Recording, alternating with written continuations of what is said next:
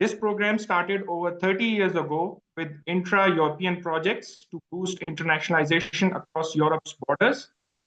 It has funding for programs, projects, and scholarships, and it also fosters European Union to European Union and European Union to international cooperation. Since 2015, Erasmus Plus program has acknowledged the need to boost internationalization at world level.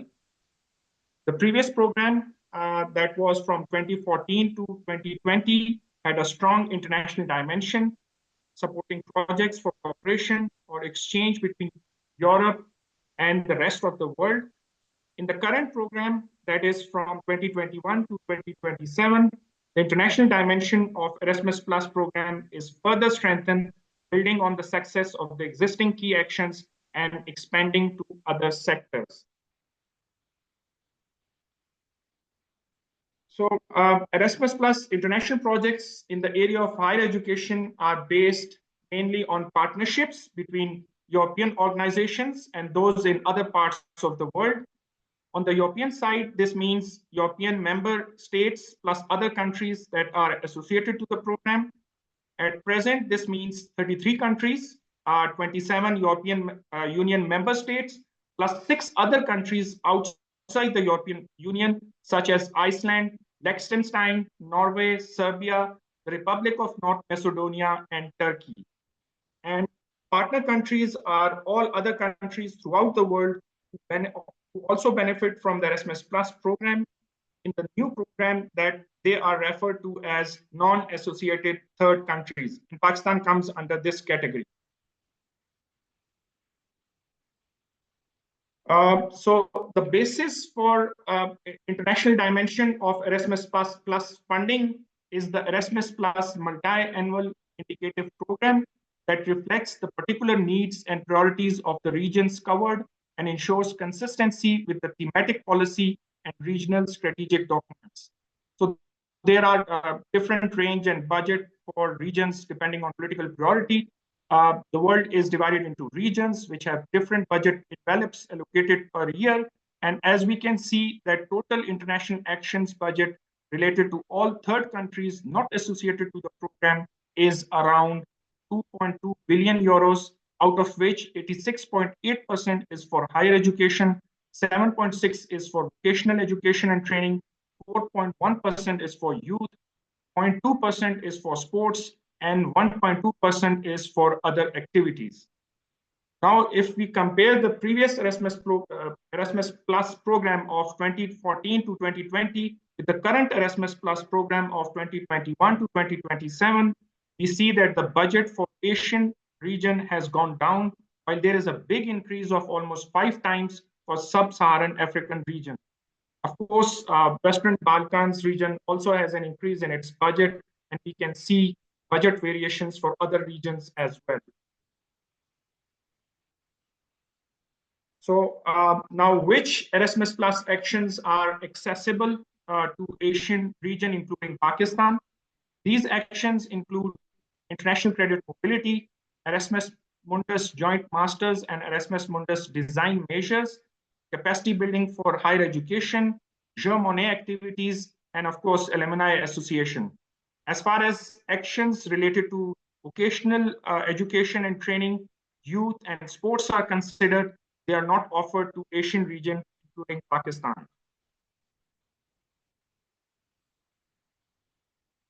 Now, who are Erasmus Plus national focal points? Erasmus Plus national focal points are representatives of the education sector in countries in Asia Pacific, Africa, the Middle East, and the Americas. European Commission has been working since 2022 with countries in these regions to designate Erasmus Plus national focal points. So far, around 70 Erasmus Plus national focal points have been appointed. I am Erasmus Plus national focal point from Pakistan.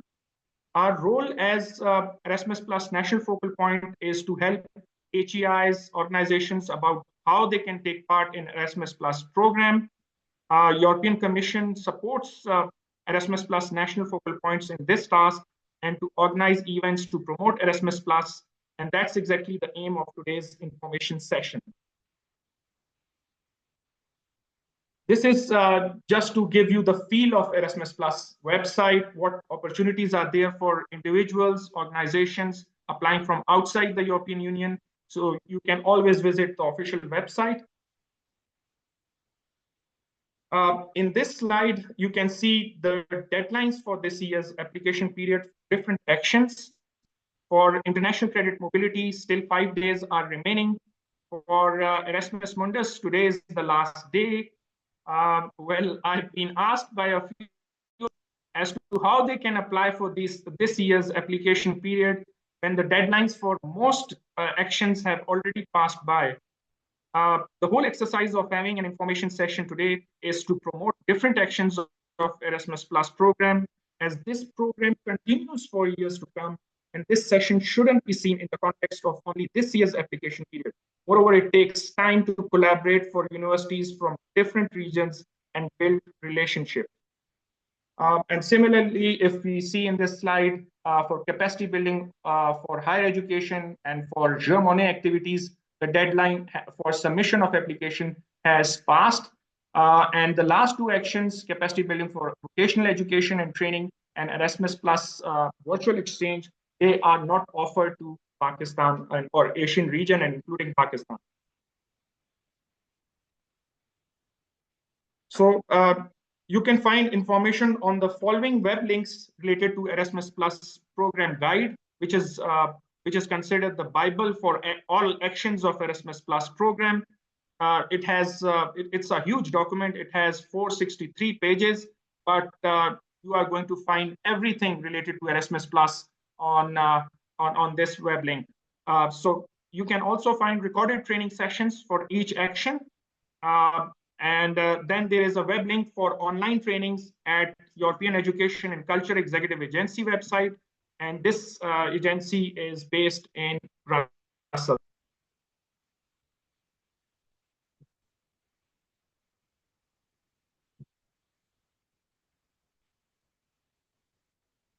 So now I would like to share key facts and figures with you regarding different Erasmus Plus actions available to Asian region, including Pakistan. The first action is international credit mobility.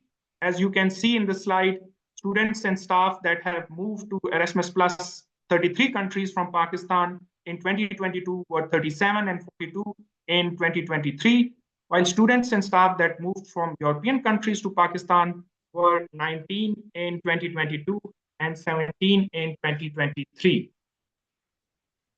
Now, if we compare our numbers in the Asian region with other countries regarding Erasmus Plus international credit mobility action, Japan, India, and China have the highest numbers. But interestingly, as you can see in the slide, even Vietnam, Thailand, Indonesia, countries like Bangladesh, Nepal, Bhutan, Cambodia, Laos, Mongolia, Sri Lanka, and Taiwan have more numbers than Pakistan in terms of mobility of students and staff.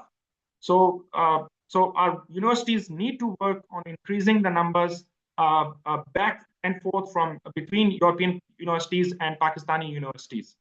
We will be having a session on Erasmus Plus international credit mobility that will be conducted by Professor Dr. Bhavani Shankar, and he is going to share his experience on how to increase this number as far as this particular action is concerned. This is the pie chart view showing mobility of staff and students from Pakistani universities is quite less compared to other countries in the Asian region. I hope that you find Pakistan in this pie chart. It's on the left side and in the middle, and obviously it's not a pretty sight for us.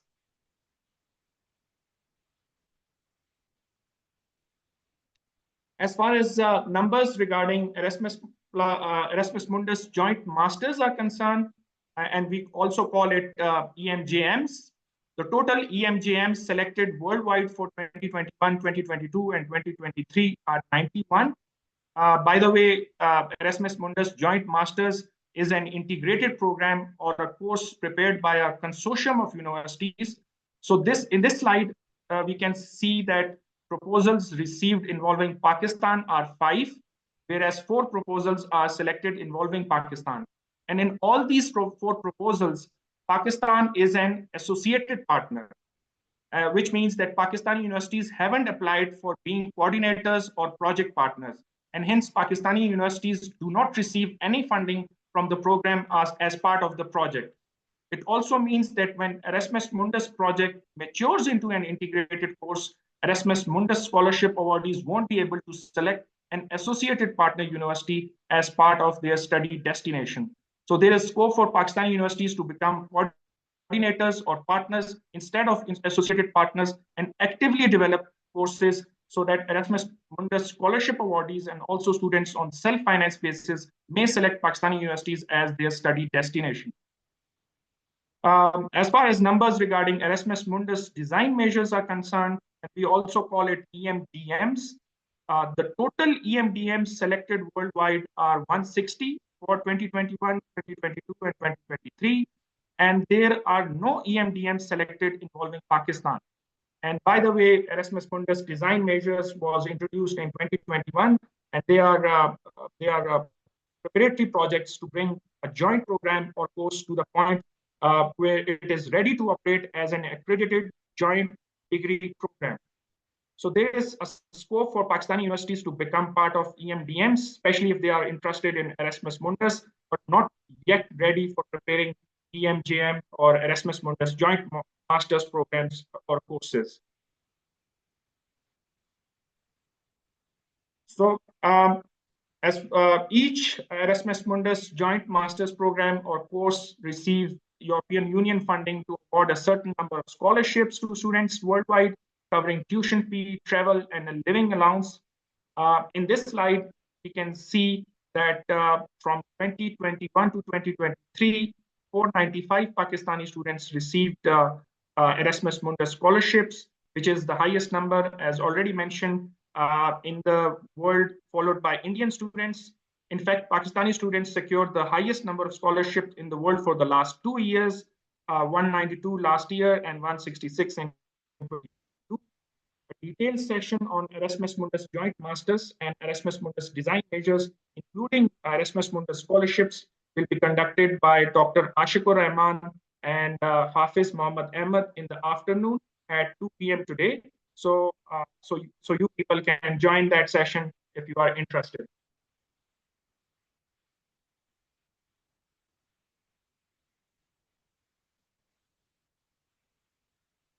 Then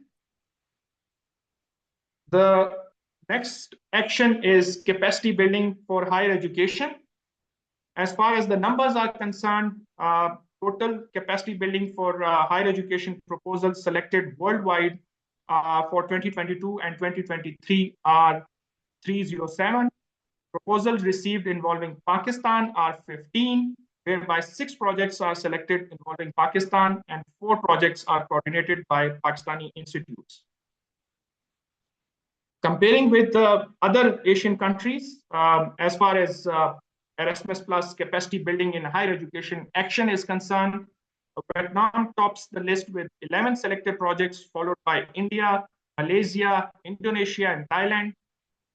Even Nepal, Bangladesh, and Cambodia have more projects selected compared to Pakistan. There is a session on capacity building in higher education that is going to be immediately going to follow after I complete my presentation. So all of you can wait a little more for that.